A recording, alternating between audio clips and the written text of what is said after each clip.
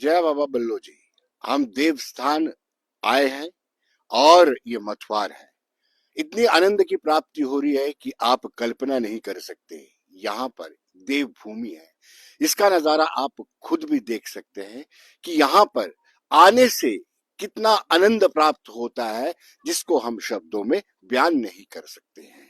यहाँ पर इस भव्य भूमि को या इस देवस्थान को सजाने के लिए देश विदेश के हर एक प्रकार के फूलों का इस्तेमाल किया गया है। और यहाँ पर जो लोग काम कर रहे हैं, अपने हृदय से काम कर रहे हैं। मैं अजय से बोलूंगा कि वो पैन करके बताएं कि पहाड़ियों के आगोश में ये देवस्थान है और उस देवस्थान की पवित्रता का आप आंकलन नहीं कर सकते हैं, मूल्यांकन नहीं कर सकते हैं। आप देख सकते हैं कि किस तरीके से समूचे देवभूमि को सजाया गया है और एक एक श्रद्धालु जो दिल से और आस्था के साथ यहाँ पर आता है, वो खुद काम कर रहा है। दूर तक 7 किलोमीटर दूरी तक यहाँ पर खुद लोग सफाई कर रहे हैं जो भक्त हैं बाबा बल्लो जी के। तो आप अंदाजा रखें कि किस तरीके से लोगों की आस्था इस पवित्र देवभूमि और देवस्थान के साथ जुड़ी हुई है। कहा जाता है कि इस देवस्थान पर आकर के जो भी कोई अपनी कामना करता है, जो भी कुछ मांगा जाता है, उसकी कामना तुरंत पूरी होती है। और बकायदा यहाँ पर लोगों की निरंतर आस्था बढ़ती जा रही है। परसों एक कार्यक्रम होने वाला है बसंत पंचमी पर।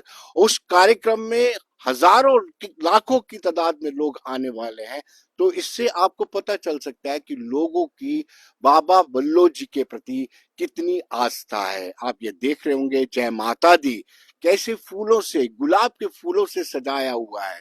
ओम जो ईश्वरी वाणी है, जो भगवान का परमेश्वर का नाम है, वो भी किस तरीके से सजाया गया है। यहाँ पर प्रत्येक जो श्रद्धालु है, जो आस्था रखता है, वो अपनी आस्था को जोड़ते हुए यहाँ पर यूं तो हर रविवार को आता है, लेकिन बसंत पंचमी में हर एक वो श्रद्धालु, चाहे वो विदेश में हो या देश के दूसरे कोने पर रहता हो, वो जरूर आकर के यहाँ पर माथा टेकता है और कामना करता है। उसकी जो मनोकामना पूर्ण हुई होती है, उसके प्रति कृतज्ञता, जो ईश्वर के प्रति कृतज्ञता है या फिर बाबा बल्लो जी के प्रति जो कृतज्ञता है, उसको नमन करता है। और बाबा बल्लो जी की अगर बात करें तो ये मित्रता और ईश्वर के प्रति विश्वास की एक ऐसी कहानी है जिसमें दर्द भी है और ईश्वर का नाम भी है। हम सब जानते हैं कि बाबा बल्लो जो है पंडित मोतीराम और जीवनी के पुत्र थे। पंडित मोतीराम की बात करें तो जैसे ही बाबा बल्लो जी का जन्म हुआ था तो उन्होंने पंडितों को बुला करके नाम पूछा था और फिर तय किया गया था कि इनका नाम बाबा बल्लो रखा जाएगा। बचपन में ही ऐसा माना जाता था कि वो भगवान श्री राम के अवतार माने जाते थे। और आप देखिए माता वैष्णो देवी की बीच, पहाड़ियों के बीच ये देवस्थान है। आपको बताते चले कि अगर उनकी पूरी कहानी सुनानी हो तो आप विश्वास कर सकते हैं कि किस तरीके से उन्होंने अपनी दोस्ती के निर्वहन के लिए, दोस्ती या मित्रता के प्रति प्रतिबद्धता निभाई और ईश्वर पर पूर्ण विश्वास रखा। और यही एक कारण है कि आज निरंतर उनके फॉलोअर्स लगातार बढ़ते जा रहे हैं। अभी मैं अजय से कहूंगा कि वो पैन करके बताएं कि किस तरीके से देवस्थान को सजाया गया है। ये देवस्थान की बात कर रहा हूं, और अगर समूचे देवभूमि की बात करनी हो तो आप यहां से 10 किलोमीटर दूरी पर जाकर के देखें, वहां तक यह इसको सजाया गया है। और ऐसा कोई ब्यूरोक्रेट नहीं है, ऐसा कोई छोटा व्यक्ति नहीं है जो यहाँ पर आकर के पूर्ण आस्था के साथ, पूरी आस्था के साथ यहाँ पर आकर के नमन करता है। नमन करने के साथ साथ उसको संपूर्ण विश्वास होता है कि यहाँ पर माथा टेकने से उसके सारे संकट दूर हो जाएंगे। और जितना आज मुझे आनंद प्राप्त हो रहा है, आप भी अगर यहाँ पर आते तो आप भी उस आनंद की प्राप्ति कर सकते थे। लेकिन आपको आना होगा परसों बसंत पंचमी वाले दिन। यहाँ पर भव्य मेला लगने वाला है। मैंने शुरू की थी बाबा बल्लो की कहानी नहीं कहूंगा, सदाकत सच्चाई जो 700 साल पुरानी है। तो वो जैसे मैंने पहले बताया कि पंडित मोतीराम के पुत्र थे, उनकी माता का नाम जीवनी था और वो एक छोटे से परिवार में पैदा हुए, पर किसान का परिवार था, लेकिन तब भी उनके जन्म दिवस पर, उनके जन्मदिन पर उन्होंने, यानी पंडित मोतीराम ने और माता जीवनी ने पूरे गांव में, पूरे इस एरिया में जिसको देवनगरी कहा जाता है, लड्डू बांटे और फिर उनका नाम।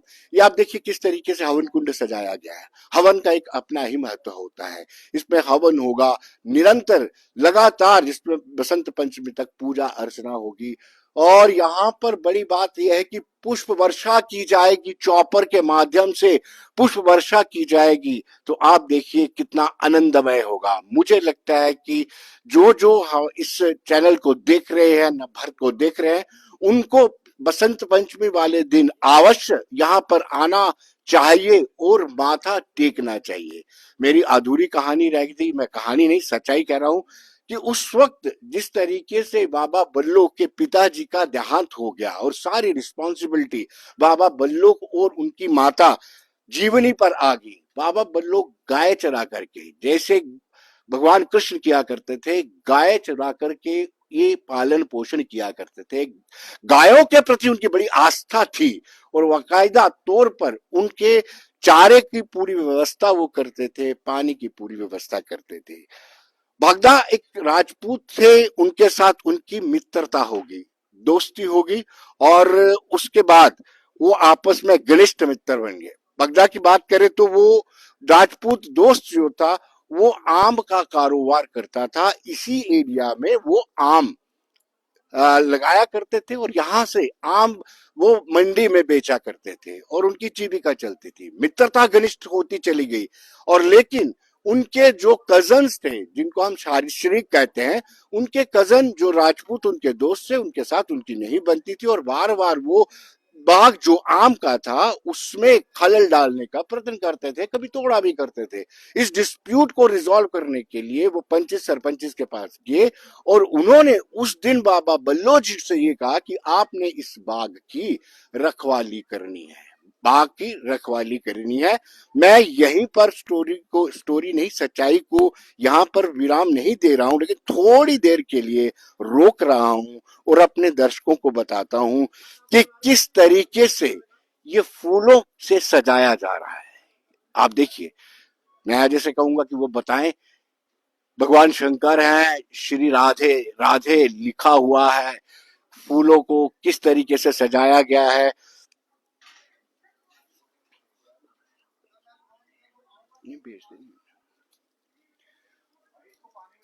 तो आप देख सकते हैं कि किस तरीके से ये फूलों की जो है, आप देखिए कितने,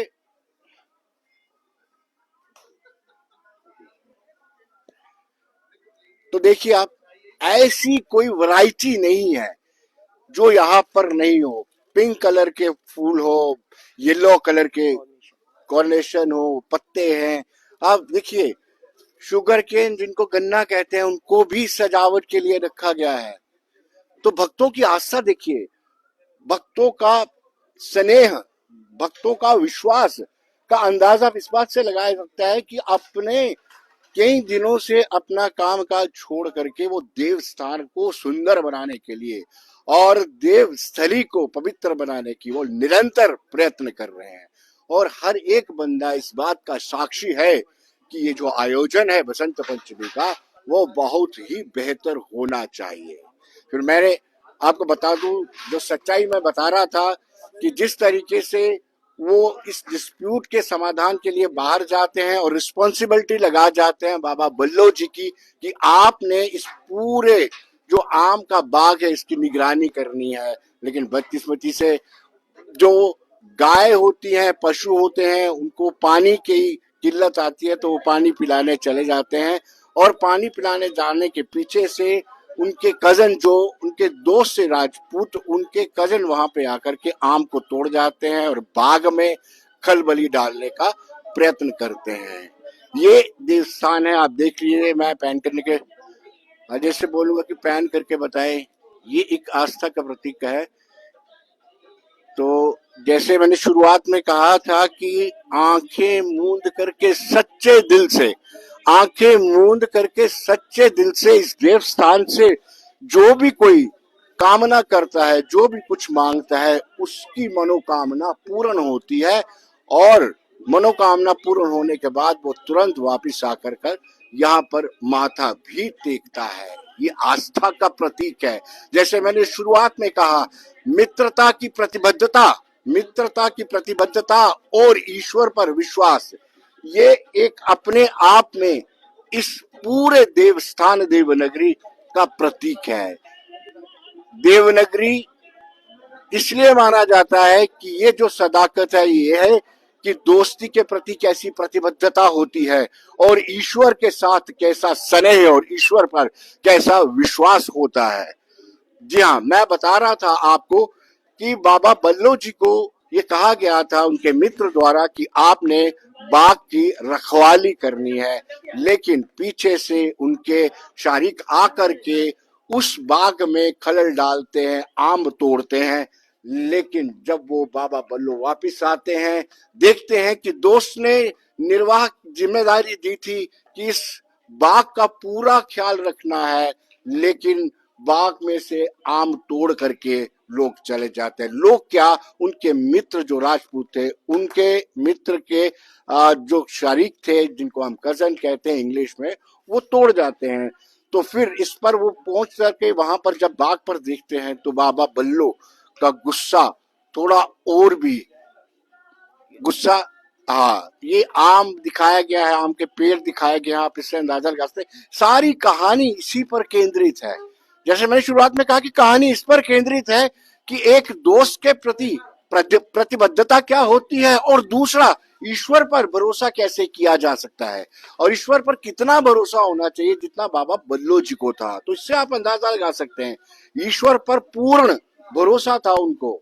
जब वो बाग के पास पहुंचे और बाघ को तहस नहस होते देखा उन्हें, तो वो क्रोधित हो गए और उन्होंने उन लोगों को बुलाया जो उनके शारीक थे कि आप आइए, ये क्या किया है। तो इस पर उन्होंने कहा कि आप वापस इन आमों को लगाइए और जो पत्ते भी नीचे गिरे हैं, मैंने अपने दोस्त के साथ प्रतिबद्धता की थी, अपने दोस्त के साथ वादा किया था कि मैं ऐसा कुछ नहीं होने दूंगा, मैं पूरी रखवाली करूंगा, लेकिन मैं अपने दायित्व का निर्वाह नहीं कर पाया। तो इस पर गुस्साए बाबा बल्लो जी ने उनसे कहा कि अब आप ऐसा करें, जिसने आम तोड़े हैं वो आम ऊपर लगा दे जाकर के। इस पर उन्होंने मजाक उड़ाया, बाबा बल्लो का मजाक उड़ाते उन्होंने कहा कि अगर आपके पास इतनी शक्ति है, दिव्य शक्ति है, तो आप इस आम को लगा दे।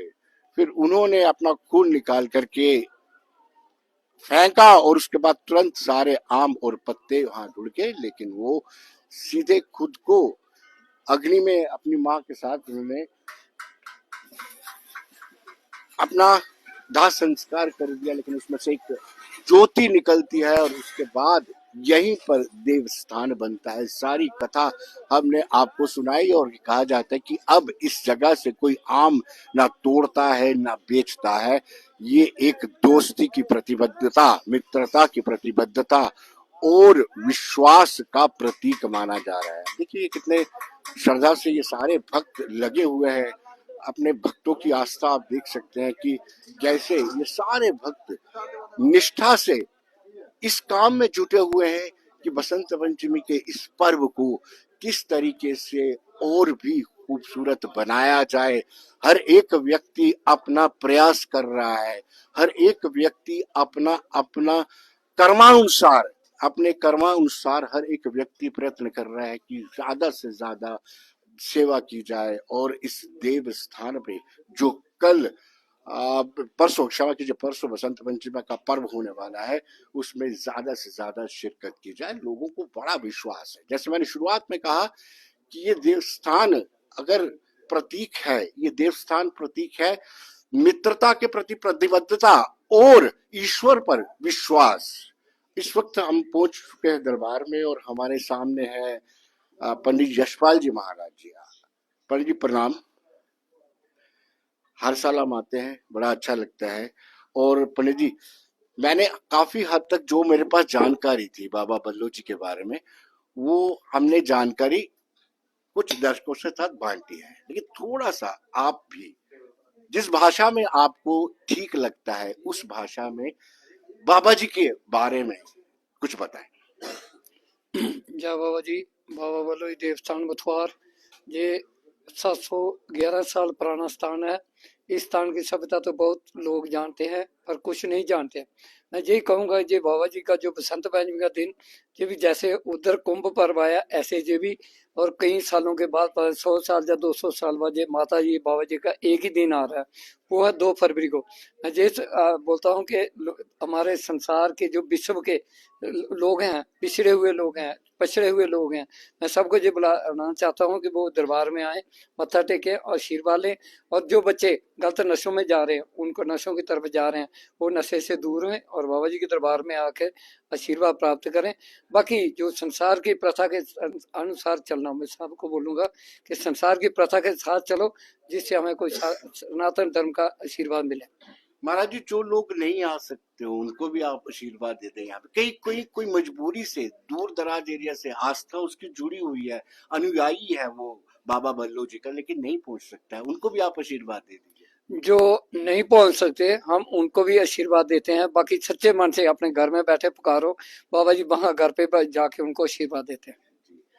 बाबा जी की जो मैं सच्चाई बता रहा था, कहानी नहीं बोलूंगा, जब कहानी बोलो तो उसका अमल किसी ने लिखा होता है। मैं ये बता रहा था कि बाबा जी ने एक मित्रता के लिए और एक विश्वास के लिए ये सारा कुछ किया था, एक दोस्ती थी उनके साथ। वो बात जो मैं शॉर्टकट में बताऊंगा, लंबी नहीं बताऊंगा। बाबा जी हमारे बचपन से गौं चराते थे, और वो गौं चराते थे, इधर पानी की बड़ी कमी थी, वो सरोड में जाते थे, दरिया चनाब में पानी पिलाने के लिए गौं को उधर चले जाते थे। कई बार क्या होता है कि अंधेरा हो जाता था, लेट हो जाते थे, तो वो उधर रहते रहते उधर एक बाबा बगड़ा नाम का बंदा है, वो उसने उनके साथ बाबा जी के साथ मित्रता पाली। वो आम का व्यापार करता था, तो हमारे बाबा जी के साथ उसने मिलकर ऐसे मित्रता, बाबा जी आम का काम नहीं करते थे पर मित्रता थी उनकी, हो गई मित्रता। होते होते वो क्या हुआ कि आम का काम उसने किसी के साथ सौदा कर लिया, जो बगड़ा नाम का बंदा ब्राह्मण था। उसने क्या किया कि वो आम की और किसी के साथ 120 रुपए बोला, किसी ने 150 बोला। 150 वाले थोड़े शरीफ थे, 120 वाले बदमाश थे। उन्होंने क्या, उन्होंने कहा कि आम आम मैंने सौदा किया, मैं ही तोड़ूंगा। और फिर उसमें उनका आपस में झगड़ा हो गया। झगड़ा होने के बाद हमारे बाबा जी ने क्या बोला कि आप जाओ, आपस में बैठ के कमेटी करो, पंचायत करो। फिर वो पंचायत बुलाने के लिए दरिया चनाब पार करके चले गए उधर अखनूर की तरफ, कोई अपने रिश्तेदारों को बुलाने के लिए चले गए। तो रिश्तेदारों को बुलाने के गए हुए पीछे से उन्होंने आम तोड़ लिए। आम तोड़ने के बाद हमारे बाबा जी जो नीचे गए थे दरिया चनाब में नहाने के लिए, जब वो उधर नहा रहे थे, किसी ने बंदे ने बोला, रास्ते में जाते रहा, इन्होंने बोला तू इधर बैठा, वो तो आम तोड़ गए हैं। तो हमारे बाबा जी जल्दी जल्दी में आए, तो उनके साथ झगड़ा हुआ। झगड़ा करते करते फिर उन्होंने बोला कि आम जी जहाँ जहाँ से तोड़े वहां बाल लगाओ। उन्होंने बोला जरा यहाँ भी गए टूटे लगते हैं। उसको बड़ी ऐसी है, उसने अपने जो भी मन में आया बाबा जी को, उन्होंने ऐसे गोदी खोली। गोदी रोकी, खोलने के बाद उन्होंने आम अपनी गोदी में डालते गए, ऐसे ऐसे उठाते गए। जब आम वो डालियों के साथ लगने शुरू, उन्होंने सोचा जी बंदा नहीं, ये कोई ऐसे। तो वो तो भाग गए। उनका आज की देर में कोई 100 एरिया में से कोई एक घर हो तो पता नहीं, हमें कोई घर उनका दिखता नहीं। वो सारे खानदान तबाह हो गए थे।